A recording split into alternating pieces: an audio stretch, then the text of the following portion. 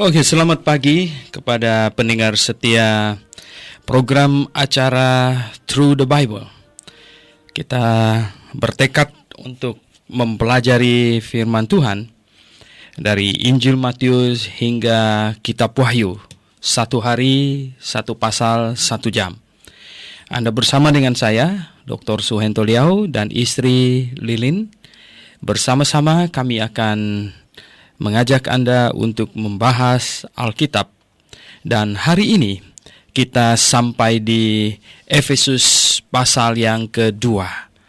Efesus pasal yang kedua. Surat Rasul Paulus kepada jemaat-jemaat di wilayah sekitar Efesus dan tentu kota Efesus. Mari sebelum membaca dan membahasnya, kita berdoa terlebih dahulu. Bapa Surgawi, mohon pimpinanmu dan berkat-Mu, karena kami tahu ini firman-Mu. Kami hanya diberi akal budi yang terbatas, dan kami ingin Tuhan Kau memberkati akar budi kami, memberkati kemampuan kami berpikir yang Kau berikan pada kami, supaya kami dapat memahami kebenaran firman-Mu dengan baik. Seluruh pendengar dimanapun mereka berada ya Bapa, berkatilah supaya kami bertambah-tambah hikmat di dalam memahami firman-Mu. Kami berdoa dalam nama Tuhan Yesus Kristus. Amin. Oke, pendengar yang kami kasih dalam Yesus Kristus, pasal 2 tidak terlalu panjang, hanya 22 ayat saja. Oleh sebab itu, akan dibaca keseluruhannya oleh Lilin. Silakan. Demikian firman Tuhan, ayat 1. Kamu dahulu sudah mati karena pelanggaran-pelanggaran dan dosa-dosamu. Kamu hidup di dalamnya karena kamu mengikuti jalan dunia ini, karena kamu mentaati penguasa kerajaan angkasa, yaitu roh yang sekarang sedang bekerja di antara orang-orang durhaka.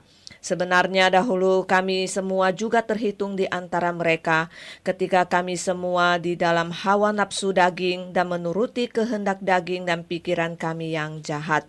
Pada dasarnya kami adalah orang-orang yang harus dimurkai sama seperti mereka yang lain. Tetapi Allah yang kaya dengan rahmat oleh karena kasih-Nya yang besar yang dilimpahkannya kepada kita telah menghidupkan kita bersama-sama dengan Kristus, sekalipun kita telah mati oleh kesalahan-kesalahan kita. Oleh kasih karunia kamu diselamatkan, dan di dalam Kristus Yesus Ia telah membangkitkan kita juga dan memberikan tempat bersama-sama dengan Dia di sorga, supaya pada masa yang akan datang Ia menunjukkan kepada kita kekayaan kasih karunia-Nya yang melimpah-limpah sesuai dengan kebaikan-Nya terhadap kita di dalam Kristus Yesus. Sebab karena kasih karunia kamu diselamatkan oleh iman. Itu bukan hasil usahamu, tetapi pemberian Allah. Itu bukan hasil pekerjaanmu. Jangan ada orang yang memegahkan diri. Karena kita ini buatan Allah, diciptakan dalam Kristus Yesus untuk melakukan pekerjaan baik yang dipersiapkan Allah sebelumnya. Ia mau supaya kita hidup di dalamnya. Karena itu ingatlah bahwa dahulu kamu sebagai orang-orang bukan Yahudi menurut daging yang disebut orang-orang tak bersunat oleh mereka yang menamakan dirinya sunat, yaitu sunat lahiria yang dikerjakan oleh tangan manusia. Bahwa waktu itu kamu tanpa Kristus telah termasuk keluarga tidak termasuk kewargaan Israel dan tidak mendapat bagian dalam ketentuan-ketentuan yang dijanjikan, tanpa pengharapan dan tanpa Allah di dalam dunia. Tetapi sekarang di dalam Kristus Yesus kamu yang dahulu jauh sudah menjadi dekat oleh darah Kristus. Karena Dialah damai sejahtera kita yang telah mempersatukan kedua pihak dan yang telah merubuhkan tembok pemisah, yaitu perseteruan. Yaitu sebab dengan matinya sebagai manusia, Ia telah membatalkan hukum Taurat dengan segala perintah dan ketentuannya, untuk menciptakan keduanya menjadi satu manusia baru di dalam dirinya, dan dengan itu mengadakan damai sejahtera, dan untuk memperdamaikan keduanya di dalam satu dengan Allah oleh salib, dengan melenyapkan perseteruan pada salib itu. Ia datang dan memberitakan damai sejahtera kepada kamu yang jauh dan damai sejahtera kepada mereka yang dekat. Karena oleh Dia kita kedua pihak dalam satu roh beroleh jalan masuk kepada Bapa. Demikianlah kamu bukan lagi orang asing dan pendatang, melainkan kawan sewarga dari orang-orang kudus dan anggota-anggota keluarga Allah, yang dibangun di atas dasar para rasul dan para nabi, dengan Kristus Yesus sebagai batu penjuru. Di dalam Dia tumbuh seluruh bangunan rapi tersusun menjadi bait Allah yang kudus di dalam Tuhan. Di dalam Dia kamu juga turut dibangunkan menjadi tempat kediaman Allah di dalam Roh. Oke, pendengar yang kami kasih dalam Yesus Kristus, lihatlah di sini Rasul Paulus mengajak jemaat-jemaat di Korintus, di Efesus di sana untuk berpikir. Katanya ya, di pasal 1 Rasul Paulus sudah membawa jemaat di sana untuk melihat bagaimana mereka percaya, dan ketika mereka percaya itulah mereka dimeteraikan dengan Roh Kudus. Ya, Roh Kudus masuk ke dalam hati mereka pada saat mereka bertobat dan percaya. Ya. Nah, kemudian ya, orang yang sudah bertobat dan sudah percaya, berarti sudah ada Roh Kudus tinggal di dalam hatinya. Terlepas apapun juga perasaan mereka, sebenarnya bukan tergantung pada perasaan, karena yang penting firman Tuhan yang mengatakan demikian. Jadi iman kita bukan disandarkan pada perasaan, tapi disandarkan pada firman Tuhan. Dan karena sudah bertobat dan percaya, Roh Kudus tinggal di dalam hati kita, kemudian berkumpul membentuk jemaat yang adalah tubuhnya, katanya. Jemaat yang adalah tubuh Kristus, yang merupakan kepenuhan ya, kepenuhan Yesus Kristus di dalamnya ya. Jadi dipenuhi dengan Yesus Kristus ya. Nah, jemaat yang adalah tubuhnya, yaitu kepenuhan Dia yang memenuhi semua aspek dalam jemaat dan segala sesuatu dalam jemaat ya. Jadi seluruh jemaat, kumpulan orang percaya, itu adalah tubuh Kristus. Nah, sekarang masuk di pasal 2. Rasul Paulus mau mengingatkan supaya tidak ada orang yang sombong, tidak ada orang yang menyombongkan diri tentang keadaannya sekarang, tentang statusnya di dalam Yesus Kristus. Karena kamu dahulu sudah mati karena pelanggaran-pelanggaran dan dosa-dosamu. Betul ya, kita semua sudah mati ya. Sudah mati karena pelanggaran-pelanggaran dan dosa-dosa kita. Jadi pendengar yang saya kasih dalam Yesus Kristus, orang yang sudah dilahirkan kembali di dalam Yesus Kristus, orang yang sudah sungguh-sungguh bertobat dan sungguh-sungguh sudah percaya, orang itu harus dapat melihat bahwa sebenarnya dia sudah mati. Sudah mati karena pelanggaran-pelanggaran dosanya. Begini, memahaminya adalah bahwa ya, kita ini seharusnya sudah dimatikan. Karena kita berdosa, maka kita seharusnya sudah mati gitu. Jadi kita ini adalah orang yang sebenarnya oleh pelanggaran kita itu sudah mati gitu. Jadi pendengar yang saya kasih dalam Yesus Kristus, jikalau seseorang dapat melihat ya bahwa dirinya sudah sungguh-sungguh sudah mati ya, maka barulah dia itu sungguh-sungguh menjadi seorang Kristen yang sungguh-sungguh sudah dilahirkan kembali ya. Jadi pendengar yang saya kasih dalam Yesus Kristus ya, kita lihat di sini dikatakan bahwa ini sudah sungguh-sungguh mati, kita harus melihat itu. Nah, sekarang kamu hidup di dalamnya karena kamu mengikuti jalan dunia ini. Kamu hidup di dalamnya karena kamu mengikuti jalan dunia ini, karena kamu mentaati penguasa. Jadi sebenarnya ini ada kesalahan dalam koma dan lain sebagainya ya. Nah, kamu dahulu sudah mati, tapi sekarang kamu hidup di dalamnya. Ya, mengapa dahulu kamu mati? Ya, karena kamu mengikuti jalan dunia ini, gitu. Karena kamu mentaati penguasa kerajaan angkasa, ya, yaitu roh yang sekarang sedang bekerja di antara orang-orang durhaka. Nah, pendengar yang saya kasih dalam Yesus Kristus, memang siapapun yang tidak mentaati Kristus, siapapun yang tidak di dalam Kristus, dia adalah seorang yang telah mentaati penguasa kerajaan angkasa, yaitu roh yang sekarang sedang bekerja di antara orang-orang durhaka. Oh, pendengar yang saya kasih dalam Yesus Kristus, ya, dunia makin hari makin banyak orang durhaka, karena ada roh yang bekerja di antara orang-orang durhaka. Pendengar yang saya kasih dalam Yesus Kristus, kedurhakaan meningkat, ya, karena kasih kebanyakan orang berkurang, ya, jadi saling sebab menyebabkan, ya. Karena kedurhakaan, maka orang jadi tidak mengasihi dan tidak mengasihi, akhirnya timbul juga banyak kedurhakaan. Jadi ini timbal balik. Nah, pendengar yang saya kasih dalam Yesus Kristus, ya, dahulu, ya, penduduk di Amerika itu adalah penduduk yang sangat penuh kasih, sangat suka menolong, ya. Dengan jempol saja kita bisa keliling Amerika, yaitu taruh jempol di jalan begitu, biasanya mobil yang kosong dia akan mampir tanya kepada kita mau pergi kemana. Kalau satu arah dengan dia, maka mereka akan membawa kita di dalamnya. Ini sudah sebuah kesaksian, ya. Tetapi, ya, karena makin hari makin banyak orang jahat, ya, makin hari makin banyak orang jahat, jadi sekarang kamu taruh jempol ini unjukkan jempol begitu, enggak ada mobil mau berhenti lagi, ya. Jadi karena kedurhakaan maka kasih orang menjadi berkurang. Nah, dulu sebelum peristiwa teroris di Amerika itu airportnya itu paling ramah dan paling enak, gitu.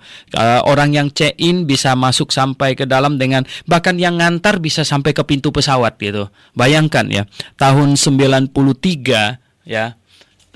Tahun 93 saya pergi ke Amerika, ya, tahun 93.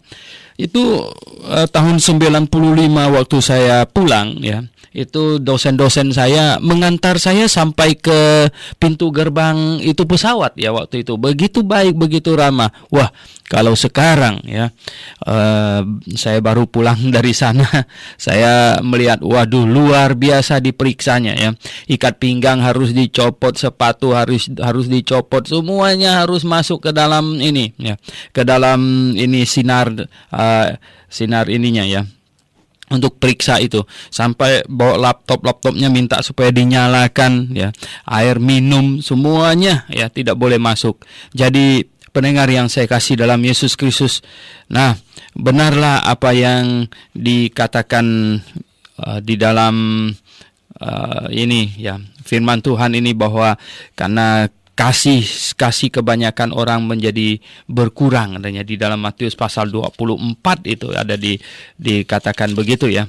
Matius pasal 24 ayat 12, ya, ayat 12 berkata, dan karena makin bertambahnya kedurhakaan, maka kasih kebanyakan orang akan menjadi dingin, ya. Betul, ya.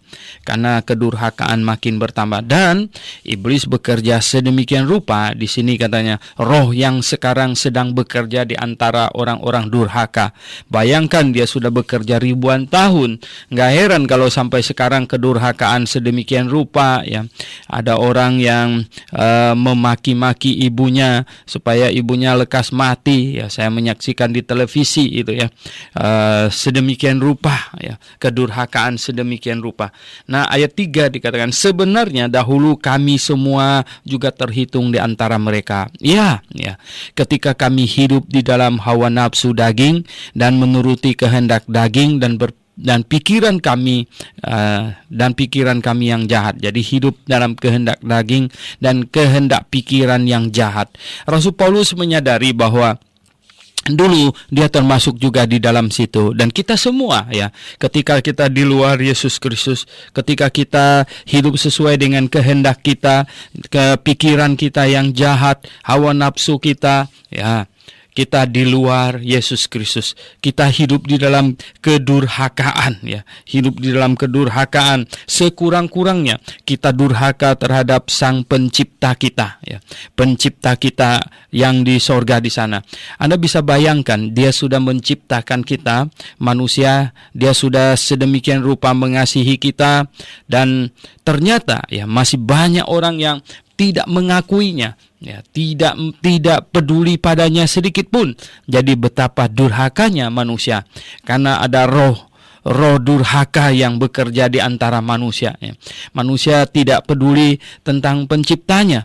Kalau dia tidak peduli pada penciptanya, ya dia juga biasanya tidak begitu menghormati, menghargai orang tua yang melahirkannya dan mengasihi serta membesarkannya. Dia tidak peduli akan itu, ya. Sehingga ya, makin hari makin lengkaplah terekspresikan kedurhakaan manusia itu, yaitu hasil pekerjaan dari roh-roh yang sekarang bekerja di antara orang durhaka itu, ya. Manusia di dunia ini makin hari makin durhaka. Nah, Rasul Paulus bilang memang betul, ya, dulu begitu, ya. Jadi, tetapi Allah yang kaya dengan rahmat, oleh karena kasih-Nya yang besar, yang dilimpahkannya kepada kita, telah menghidupkan kita bersama-sama dengan Kristus. Jadi dahulu kita mati, tapi sekarang Allah yang kaya dengan rahmat, karena kasih-Nya yang besar, ya, di dalam Yesus Kristus tentu, ya, yang dilimpahkannya kepada kita, telah menghidupkan kita.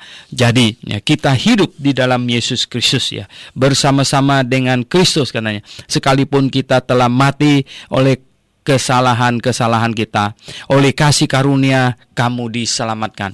Jadi pendengar yang saya kasih dalam Yesus Kristus, bagi setiap orang yang sudah bertobat dan percaya kepada Yesus Kristus, maka kita telah hidup di dalam Yesus Kristus. Kita telah dihidupkan, ya, bersama dengan Kristus. Maksudnya demikian, ya. Jadi ketika seseorang menyadari diri oleh pemberitaan firman Tuhan, menyadari dirinya orang berdosa dan dapat melihat bahwa dosanya itu harus dihukum dan hukumannya itu adalah hukuman mati. Oleh sebab itu kita harus melihat bahwa karena dosa, karena pelanggaran, kita sesungguhnya mati, yaitu bahwa kita akan dihukum mati. Kita berdosa, kita melanggar, kita akan dihukum mati. Tetapi oleh kasih karunia Allah, oleh karena rahmat-Nya, Yesus Kristus datang dan dihukumkan di atas kayu salib menggantikan kita. Dan kita percaya kepadanya, kita mengakui diri kita salah, kita telah berdosa, kita menyesalinya, dan kita percaya kepada Yesus Kristus, ya. Percaya kepada Yesus Kristus. Percaya apa? Percaya Dia telah menggantikan saya dihukum atas semua dosa saya. Jadi, saya mengaminkan penyaliban Yesus Kristus untuk diri saya. Dia disalibkan bagi saya dan sekarang saya hidup baginya. Itulah rahmat Yesus Kristus. Jadi, Yesus telah mati dihukum menggantikan saya kini hidup menggantikannya. Jadi saya hidup bagi Yesus, Yesus mati bagiku. Nah, itulah sebabnya kita hidup, katanya. Kita bersama-sama dengan Kristus, sekalipun kita telah mati oleh kesalahan-kesalahan kita, oleh kasih karunia kamu diselamatkan. Ya, betul, ya. Akhirnya kita diselamatkan. Dan di dalam Kristus Yesus, Ia telah membangkitkan kita juga dan memberikan tempat bersama-sama dengan Dia di sorga. Dan pada hari yang ketiga sesudah Yesus mati bagi kita, kemudian Dia dibangkitkan, dan kita pun yang percaya kepadanya, yang menggantikannya hidup sekarang di muka bumi. Kita kalau mati pasti akan dibangkitkan, dan pada waktu Dia datang nanti kita tidak mati, kita pasti akan diubah tubuh kita menjadi tubuh kebangkitan, tubuh yang mulia, dan kita akan pergi bersama dengan Dia di sorga di sana. Dan di dalam Kristus Yesus, Ia telah membangkitkan kita. Jadi barang siapa yang di dalam Yesus Kristus akan dibangkitkan, ya. Sepanjang surat Efesus ini, pendengar akan menemukan kata di dalam Kristus, di dalam Kristus, di dalam Dia, senantiasa demikian. Karena kita di luar Kristus, kita habis ya. Kita tidak ada apa-apa, kita binasa. Kita hidup, kita bisa masuk surga, kita bisa diselamatkan adalah jikalau kita di dalam Kristus. Dan bagaimanakah caranya kita di dalam Kristus? Yaitu dengan iman, ya, dengan iman. Di dalam Kristus kamu telah dibangkitkan, membangkitkan kita juga dan memberikan tempat bersama-sama dengan Dia di surga, supaya pada masa yang akan datang Ia menunjukkan kepada kita kekayaan kasih karunia-Nya yang melimpah-limpah sesuai dengan kebaikan-Nya terhadap kita di dalam Kristus Yesus. Jadi kita di dalam Yesus Kristus ini, di dalam Yesus Kristus kita dibangkitkan, kita diberikan karunia yang berlimpah-limpah. Nah, bagaimanakah caranya supaya kita di dalam Kristus? Di pasal 1 sudah dikatakan pada saat kamu percaya, pada saat kamu percaya, ya, bukan pada saat kamu dipilih. Ya. Kita dipilih di dalam Kristus, ya. Allah telah memilih Kristus dulu di dalam kekekalan. Jadi barang siapa yang masuk ke dalam Kristus, dia masuk dalam pemilihan itu. Nah, inilah bagaimana cara masuk ke dalam Kristus, yaitu melalui percaya. Pada saat kamu percaya, kamu dimeteraikan dengan Roh Kudus, ya, dengan iman. Nah, di sini di ayat 8 dan 9 dengan tegas sekali dikatakan, sebab karena kasih karunia kamu diselamatkan oleh iman. Jadi bukan oleh perbuatan, bukan oleh perbuatan, tetapi oleh iman. Juga bukan oleh pemilihan, ya, tetapi oleh iman, ya, oleh iman. Iman yang apa? Di dalam Roma dikatakan iman yang timbul dari pemberitaan Injil. Iman yang timbul dari pemberitaan Injil. Bisa dibaca di Efesus pasal 1, di Filipi, Filipi pasal 1 ayat yang 27. Filipi pasal 1 ayat 27. Hanya hendaklah hidupmu berpadanan dengan Injil Kristus, supaya apabila aku datang, dan apabila aku tidak datang, aku mendengar bahwa kamu teguh berdiri dalam satu roh dan sehati sejiwa berjuang untuk iman yang timbul dari berita Injil. Iman yang timbul dari berita Injil. Jadi harus ada pemberitaan Injil, kemudian timbul iman gitu. Kita diselamatkan oleh iman, oleh percaya. Pada saat kamu percaya, kamu dimeteraikan dengan Roh Kudus. Itu bukan hasil usahamu, itu bukan perbuatan, tetapi pemberian Allah. Iman itu bukan perbuatan, ya. Iman itu sikap hati. Ya, iman itu bukan perbuatan, iman itu sikap hati. Jadi sikap hati percaya, ya. Saya percaya. Jadi pendengar yang saya kasih dalam Yesus Kristus, ya. Bisakah orang menjadi berubah tidak percaya lagi? Oh iya, bisa. Jadi sikap tetap percaya itu, apakah itu perbuatan? Bukan, itu sikap hati. Tetap percaya sampai akhir, ya, sampai akhir. Nah, itu bukan hasil usahamu, tetapi pemberian Allah.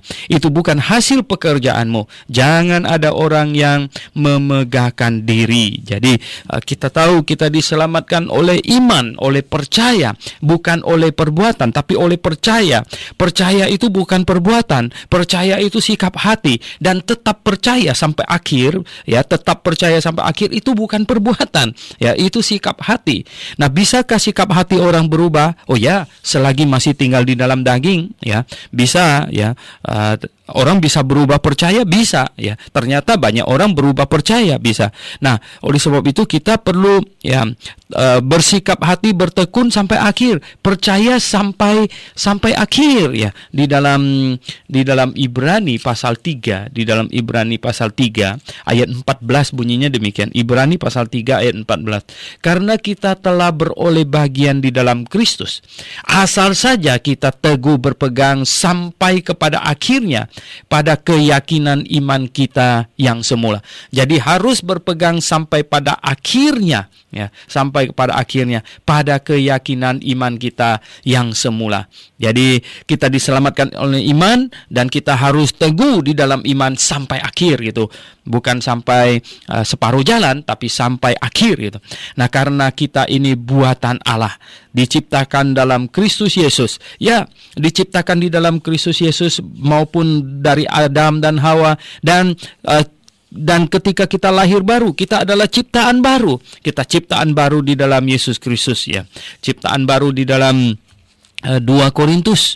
Di dalam 2 Korintus pasal 5 ayat 17 dikatakan, kamu adalah ciptaan baru, ya, kamu adalah ciptaan baru. Jadi siapa yang ada di dalam Kristus, ia adalah ciptaan baru. Yang lama sudah berlalu, sesungguhnya yang baru sudah datang.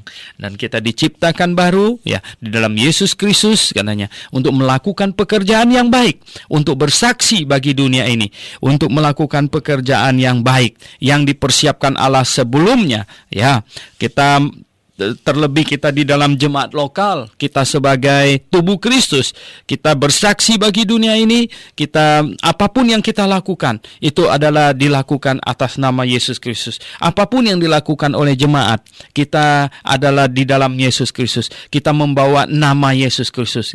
Ia mau supaya kita hidup di dalamnya. Jadi kita harus selalu sadar kita hidup di dalam Kristus. Apapun juga yang kita lakukan, ya, kita lakukan di dalam Yesus Kristus, ya. Kita lakukan atas nama Yesus Kristus. Nah, ciptaan baru, ciptaan oleh Yesus Kristus kita ini. Oke, pendengar yang kami kasih di dalam Yesus Kristus, sekarang kita masuk lagi dalam pembahasan kita, yaitu Efesus pasal 2. Efesus pasal 2 di ayat 11 sekarang. Kita ada di ayat 11.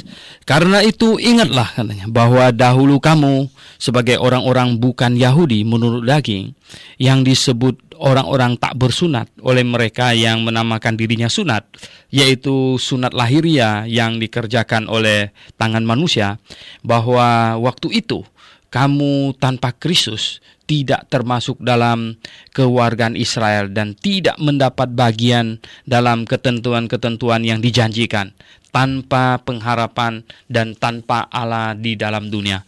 Oh ya, betul ya. Betul sekali. Kita ini dahulu kita bukan orang Yahudi menurut daging, ya. Kita bukan orang Yahudi menurut daging, ya.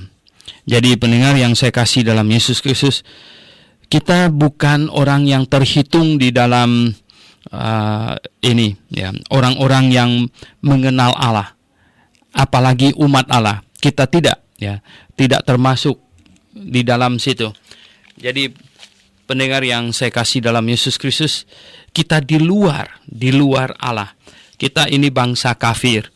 Kita harus memahami itu, ya, bahwa kita sebenarnya kita ini di luar Kristus sama sekali, ya. Kita tidak ada mengerti kebenaran sama sekali. Jadi pendengar yang saya kasih dalam Yesus Kristus, di sini Rasul Paulus mengingatkan orang-orang Efesus, ya, kalau secara daging, ya, memang kita jauh dari Kristus, kita jauh dari kebenaran, kita jauh dari Allah. Oleh sebab itu kita lihat di sini, ya. Di sini dikatakan orang-orang yang bersunat, mereka yang di dalam keyahudian, mereka yang masuk kewargaan Israel itu, ya, itu mereka dikerjakan, ya, katanya, yang dikerjakan oleh tangan manusia, keisraelan mereka itu, ya, itu yaitu melalui sunat yang dikerjakan oleh tangan manusia. Nah, mereka ini masuk dalam lingkup milik Allah waktu di zaman perjanjian lama. Nah, jadi pendengar yang saya kasih dalam Tuhan Yesus, ini harus dapat difahami demikian, ya. Sejak manusia jatuh ke dalam dosa, Allah mau menyelamatkan manusia, dan Allah menetapkan Ayah sebagai tiang penopang dan dasar kebenaran yang memelihara ibadah simbolik yang sederhana, yaitu sejak manusia jatuh ke dalam dosa, Allah janji mau kirim juru selamat. Sebelum sang juru selamat tiba, Allah suruh manusia melakukan ibadah simbolik sederhana, yaitu menyusun bentuk meja disebut mezbah atau meja, dan disembelilah seekor domba di atasnya. Sebenarnya ini mengingatkan manusia akan janji Allah untuk kirim juru selamat. Dan pada masa itu Ayah ditetapkan sebagai imam, sebagai tiang penopang dan dasar kebenaran bagi keluarganya. Nah, kemudian Ayah ini makin hari makin banyak yang kacau, sehingga keluarganya tentu tidak mengerti lagi mengapa mereka harus mempersembahkan domba, ya, mempersembahkan domba korban itu mereka tidak mengerti, dan sehingga banyak manusia hidup dalam kekacauan. Sehingga pada zaman Nuh kita tahu manusia tidak lagi mengerti kebenaran dan sehingga hidupnya jadi bejat. Kalau manusia tidak mengerti kebenaran, manusia tidak hidup sesuai dengan ketetapan Tuhan, maka manusia akan jahat sekali sehingga perlu dimusnahkan pada saat itu.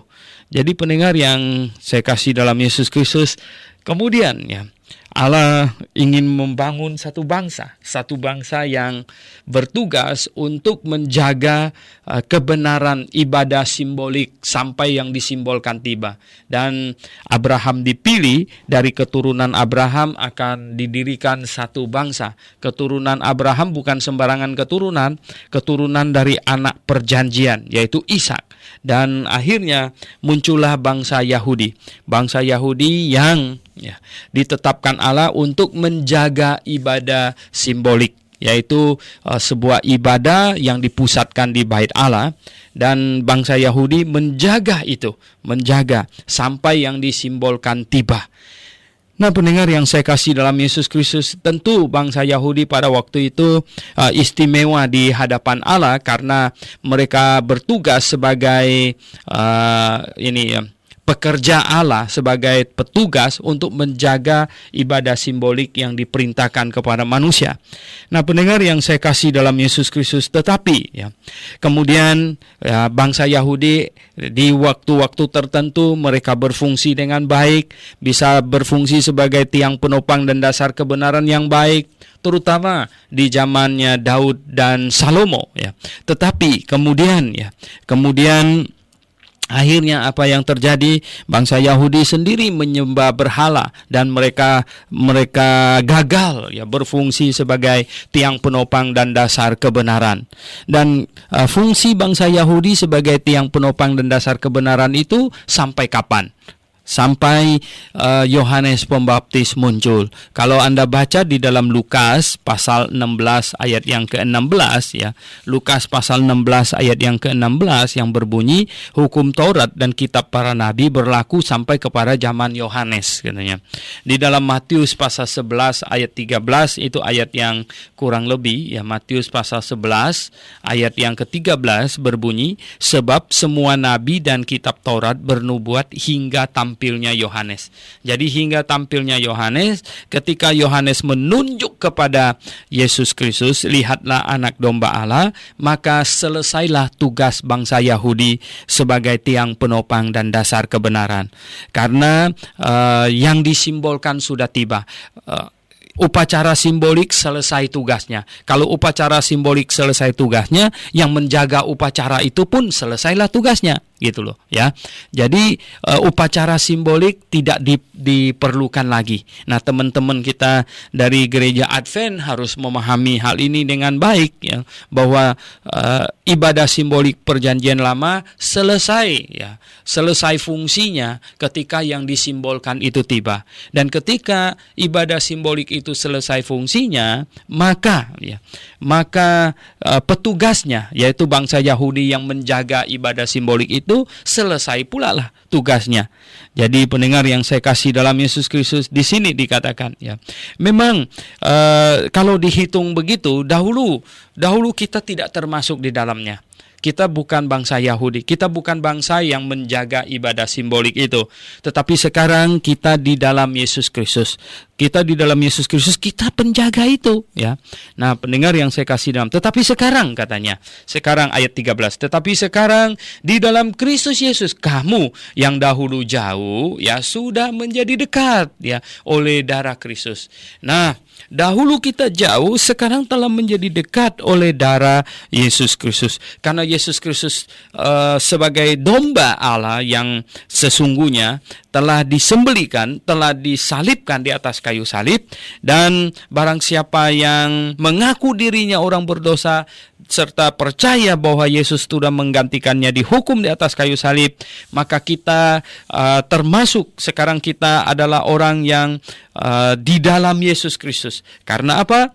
Karena Yesus sudah mati bagiku, sekarang aku hidup bagi Kristus. Jadi sekarang hidupku milik Kristus, aku menjadi milik Kristus. Nah, sekarang kita menjadi dekat oleh Kristus.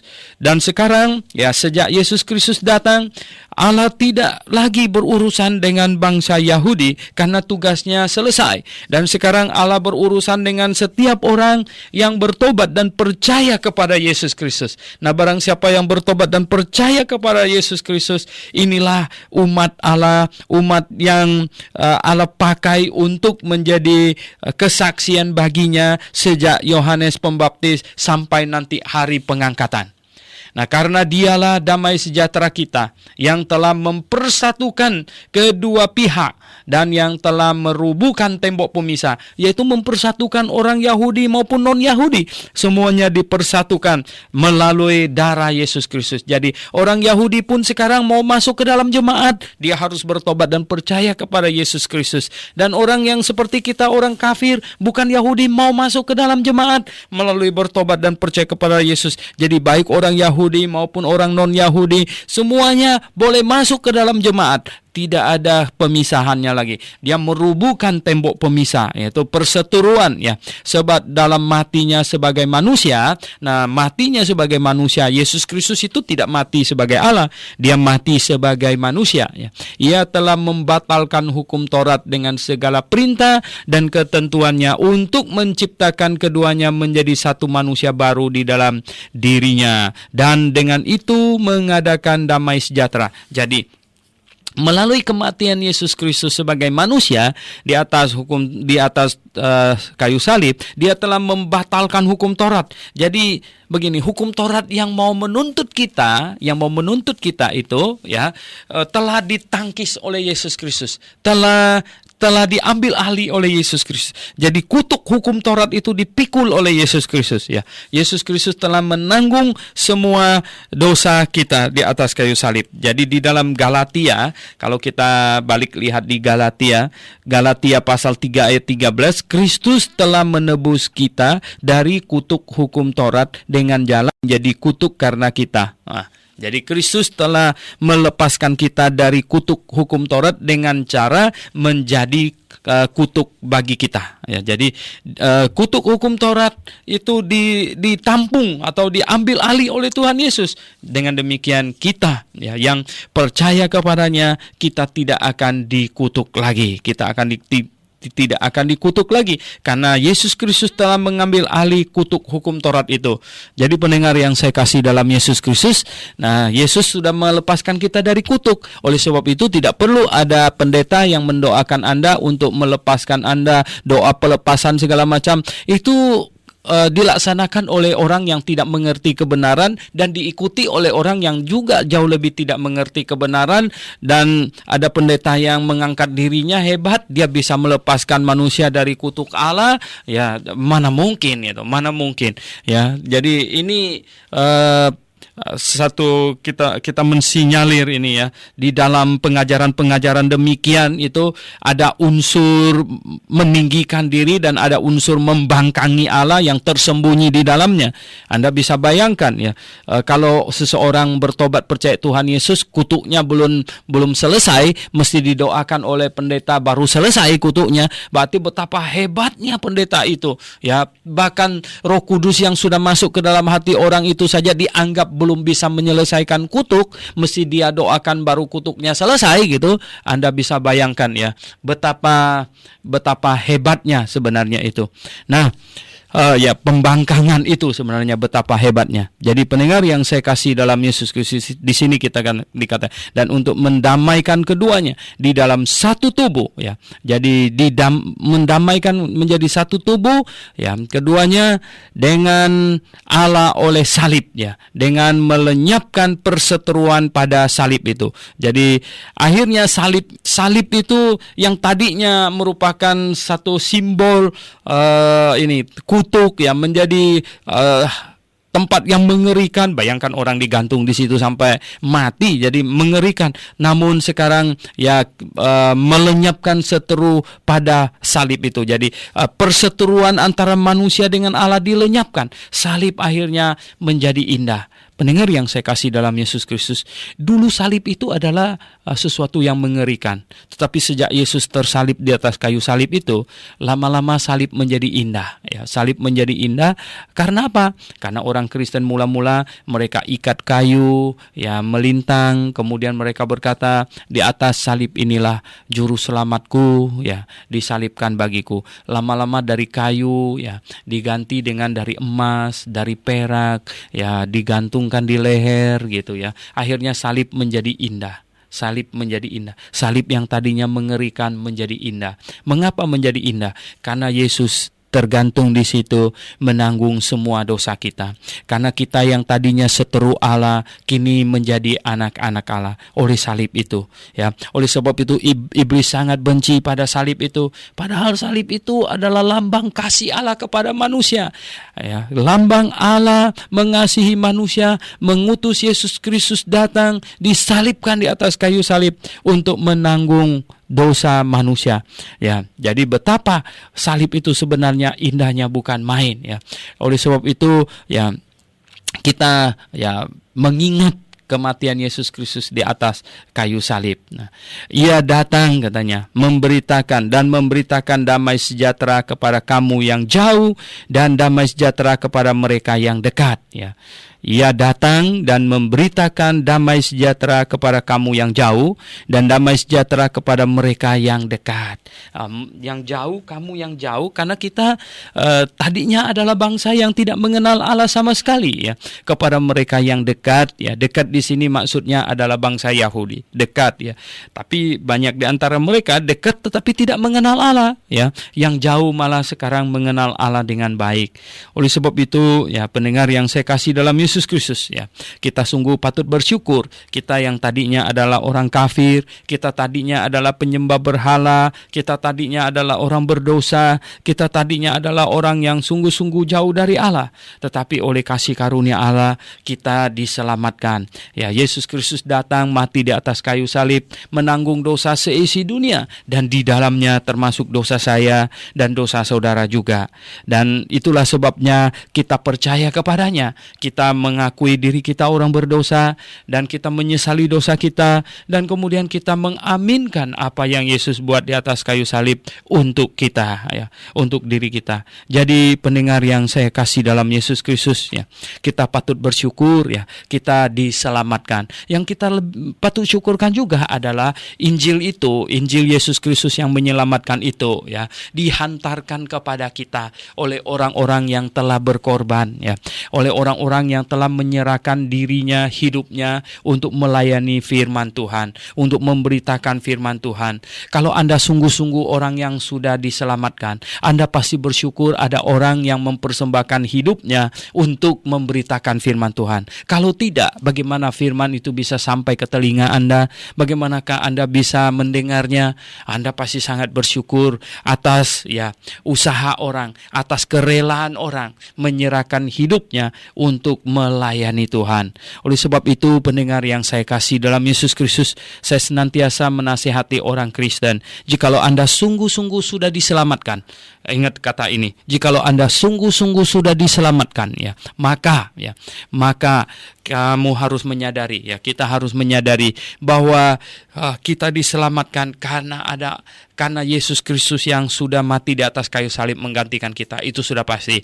Kemudian juga karena ada orang yang telah mengorbankan dananya, ada orang yang telah mengorbankan waktunya, ada orang yang telah mendoakan Injil, ada orang yang menyerahkan hidupnya untuk memberitakan Injil, ada orang yang telah rela mengorbankan kepalanya, mempertahankan kebenaran sampai Injil tiba di tangan kita, sampai Injil didengar oleh telinga kita, dan kita diselamatkan.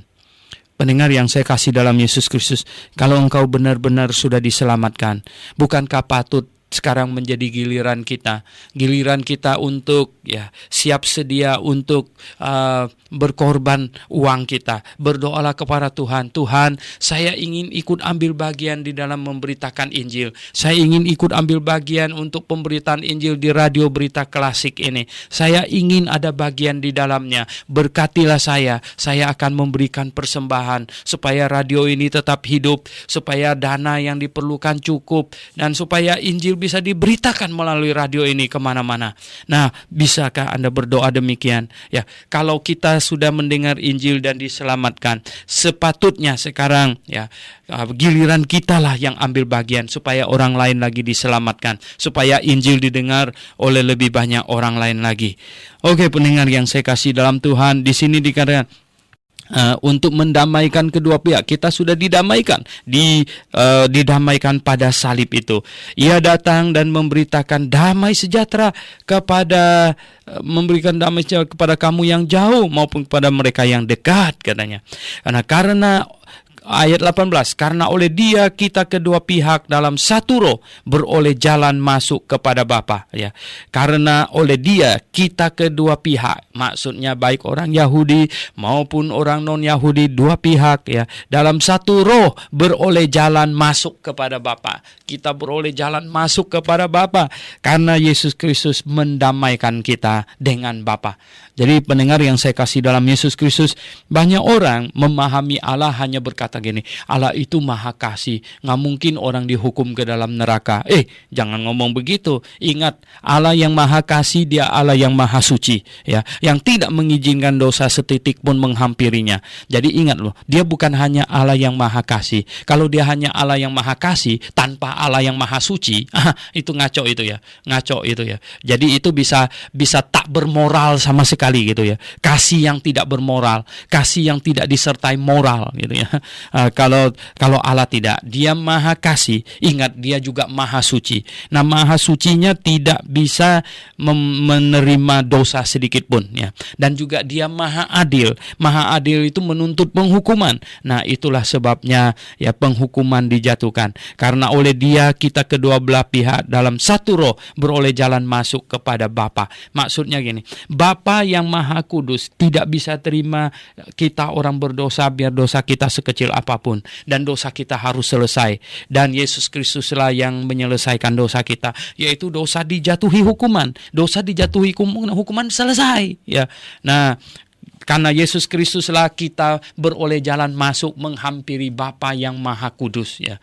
Kita menghampiri dengan kekudusan siapa? Bukan dengan kekudusan kita, dengan kekudusan Yesus Kristus ya. Ingat, dengan kekudusan Yesus Kristus. Demikianlah kamu bukan lagi orang asing dan pendatang, melainkan kawan sewarga dari orang-orang kudus dan anggota keluarga Allah ya. Akhirnya setelah kita di dalam Yesus Kristus, kita bukan orang asing lagi. Sekarang kita adalah warga ya, kita adalah warga dari orang-orang kudus dan anggota-anggota keluarga Allah, anggota keluarga Allah. Ini jemaat yang adalah keluarga Allah, yang dibangun di atas para rasul dan para nabi dengan Kristus Yesus sebagai batu penjuru. Jadi jemaat adalah yang dibangun di atas para rasul dan para nabi. Jadi para rasul dan para nabi itu adalah fondasi jemaat ya.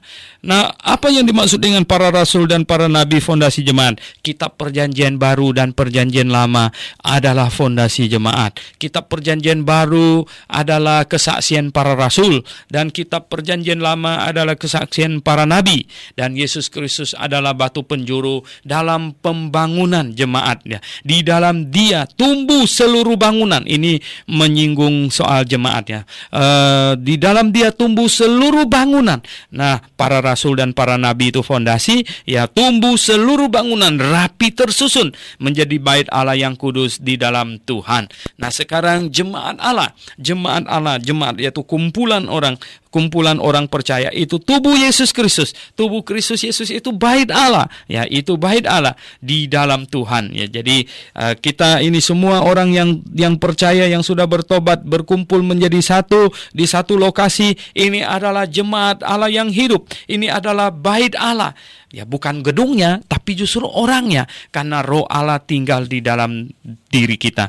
Di dalam Dia kamu juga turut dibangun menjadi tempat kediaman Allah di dalam Roh. Jadi ya, orang-orang yang sudah bertobat percaya kepada Tuhan Yesus, pada saat kita percaya, di ayat yang di pasal 1 ayat 13 sudah dikatakan, ketika kita percaya, maka kita telah ya menerima Roh Kudus. Roh Kudus, Roh Allah diam di dalam kita. Roh Allah diam di dalam kita. Maka ya kita menjadi bait Allah. Karena Roh Allah diam di dalam kita, maka kita menjadi bait Allah. Menjadi bait Allah yang kudus di dalam Tuhan. Kita menjadi bait Allah. Nah, di dalam Dia kamu juga dibangun. Kita dibangun ya. Dibangun menjadi tempat kediaman Allah di dalam Roh. Jadi orang-orang yang percaya, orang-orang yang sudah bertobat, dalam diri mereka ada Roh Allah. Allah diam di dalam tiap-tiap orang percaya. Jadi puji syukur kepada Allah, Dia rela memakai kita. Dia rela tinggal di dalam kita. Rohnya rela tinggal di dalam kita. Roh yang kudus ya. Roh yang kudus tinggal di dalam kita. Nah, kalau Roh yang kudus tinggal di dalam kita, nah itu akan membuat kita mencintai hal-hal yang bermoral. Itu akan membuat kita mencintai hal-hal yang kudus ya, karena Roh yang kudus tinggal di dalam kita. Oleh sebab itu ya, orang yang sungguh-sungguh sudah lahir baru, pastilah dia akan berusaha membangun karakter yang kudus, membangun karakter yang kudus. Itulah sebabnya saya selalu berkata demikian, bahwa ya, agama yang benar di muka bumi ini adalah agama yang mendorong umatnya, adalah agama yang mengajarkan moral yang tinggi ya. Itu adalah yang berasal dari Allah. Mengapa? Karena Allah itu Maha Kudus. Allah itu Maha Kudus ya. Jadi umatnya, pengajaran dari Allah pasti mengajarkan standar moral yang paling tinggi gitu. Dan pendengar yang saya kasih dalam Yesus Kristus, kekristenan ada banyak denominasi ya, ada banyak gereja gitu ya. Nah, yang benar, yang alkitabiah adalah yang apa? Adalah yang mengejar kekudusan, yang mengejar kekudusan. Baru kemarin saya ada menyinggung itu ya. Nah, bagaimana boleh itu di dalam gereja misalnya? Bagaimana boleh orang Kristen pulang, perempuannya pulang malam-malam gitu, alasannya persekutuan doa, reli doa, yaitu pulang lewat jam 10, nggak boleh ya. Saya berkata kepada pemimpin pemuda, penginjil, pemimpin pemuda di gereja saya ya, anak putri kita, perempuan pemuda tidak boleh pulang lewat dari jam 10 ya, untuk menunjukkan kepada tetangga-tetangga mereka bahwa mereka itu bukan orang-orang malam ya.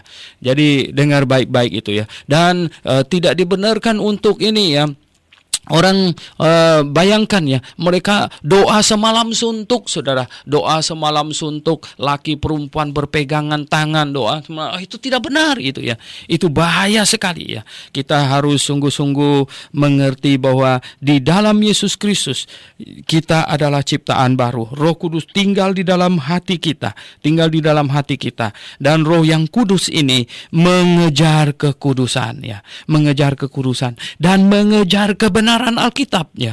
Kalau orang di dalamnya ada Roh Kudus ya, pasti dia mengejar kekudusan, pasti dia senang mendengar pengajaran yang mendorong orang untuk hidup kudus gitu ya. Bukannya mendengar apa yang saya katakan tadi lalu marah gitu. Nah ya, orang Kristen harus kudus ya. Jangan sampai bikin malu ya. Jangan sampai bikin. Jadi kita harus hidup kudus dan kemudian mengejar kebenaran ya. Mengejar kebenaran. Kebenaran apa? Kebenaran Alkitab ya. Kebenaran yang logis, yang masuk akal ya. Bagaimana kita tahu satu pengajaran itu benar atau salah? Oh, sangat gampang, sangat gampang. Ada dasar ayat Alkitabnya enggak? Ada enggak? Nah, kalau ada dasar ayat Alkitab tidak boleh saling bertentangan. Nah, masuk akal enggak? Masuk akal enggak? Masuk akal. Jadi akal sehat dan ayat Alkitab, dua hal ini. Dua hal inilah yang menunjukkan bahwa pengajaran itu benar. Kita ada di dalam kebenaran. Oh, pendengar yang saya kasih dalam Yesus Kristus, nah Rasul Paulus sudah mengajar sedemikian rupa kepada jemaat-jemaat di Efesus ya, sampai pasal 2 ini. Oke, mari kita berdoa. Bapa di sorga, kami sungguh mengucap syukur atas pengajaran yang disampaikan oleh Rasul Paulus melalui tulisannya kepada jemaat-jemaat di sekitar Efesus. Tuhan tolong, Tuhan pimpin. Biarlah kami makin hari makin dan hidup kami makin kudus. sehingga kami menjadi saksi yang hidup. Dan kami sungguh Tuhan makin hari makin mengerti kebenaran, mencintai kebenaran. Kami berdoa dalam nama Tuhan Yesus Kristus. Amin.